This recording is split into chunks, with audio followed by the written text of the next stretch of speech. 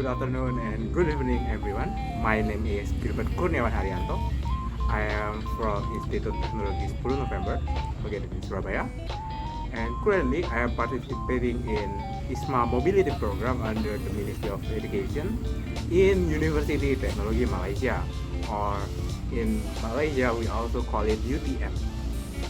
Some reason that I joined this ISMA program under the Ministry of Education. First of all, I am actually at the time looking at several student exchange program in my home university, and at the time ISMA program is actually a very new program for university students, because I am actually included in the first batch of the ISMA program, and I am actually very intrigued to join the program. First thing that I prepare are some of the documents, some of the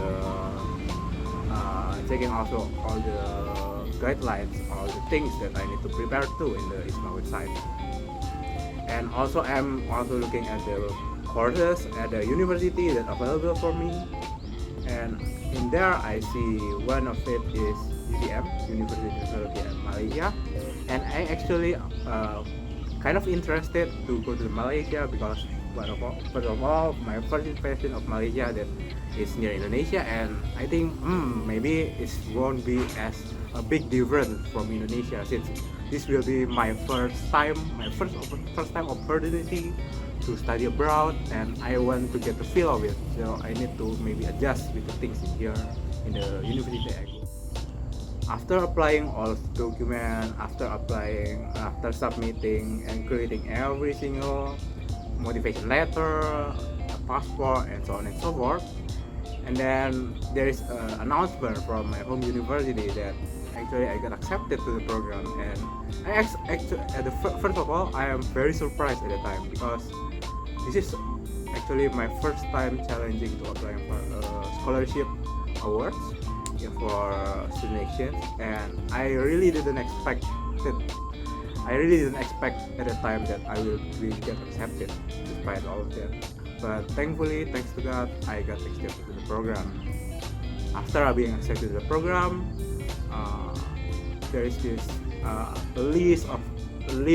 another list of documents that I need to prepare, of course, to go to Malaysia, starting for applying for the visa, applying for the housing, and a lot of documents that I need to prepare, because of course to apply for a visa there will be a lot of documents that you will need to prepare.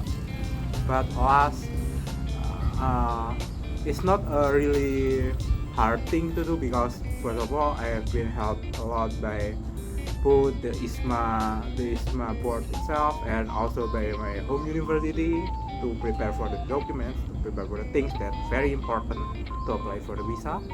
And also actually I got a chance to meet with my other fellow UTM awardees, which also very new experience to me to get to know them, because they are all for me a very great, very insightful, and very smart people. When I first landed in Malaysia, what I experienced the most is the language, the culture. There are several differences in Malaysia and Indonesia, but there is actually a lot of visible cultural difference too, especially in terms of language, in terms of the building. You can see in Malaysia, there is actually also not only the Malaysian people itself, but also the Chinese people and also Indian people in here. So all of the building in Malaysia is actually very different based on their culture. Like in Indonesia, you will be very seldom to see like a Chinese theme building or Indian theme building temple in the middle of the big street. But in Malaysia, there's actually kind of a lot of like an area with Chinese theme area or also Indian theme area, and you can kind of see the difference with them. Like there is a lot of cultural things to see, to experience, that you cannot experience in Indonesia. And actually in my local church too, the mass prayer is actually even conducted in 4 languages, in Melayu, in English, in Tamil, it is Indian language, and also in Mandarin in bahasa Mandarin in Chinese language. So this is also things that I never experienced in Indonesia previously. For the courses that I take in UTM here itself, in here I kind of take a variety of courses. There are a total of 4 courses that I take. The first is called Bioinformatics 1, which as explained in the course's title, basically learning about biology, but also it is kind of being related to informatics in terms like we have to learn tools that we use to search for a gene, for DNA in the bioinformatics scope. And then for the next one is called the mobile application programming. In this mobile application programming, we learn about things that kind of framework or tools that we use to build application, mostly like for Android and also for iOS. And for the next course I take called Physical Fitness and Wellness.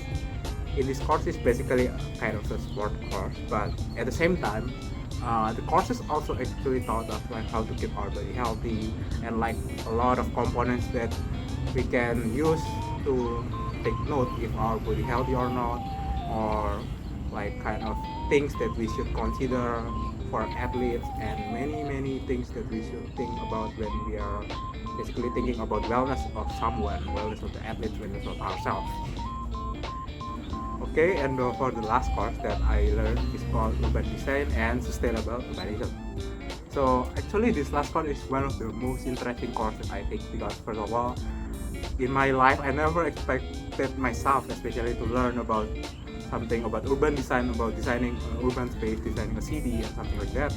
But in this course we actually learn to, first of all, to take a score of, we need to look at our city. We are being invited to look at our city, like how good is our city, or what do you think of your own city, is it a good city already, or what do you think is there is a kind of thing that you need to improve. And we also learn in here like to several things to make our city better, to things that they need to know, like how good is the city for women, what city for elderly, for children, and for PWDs, basically these are people with disabilities.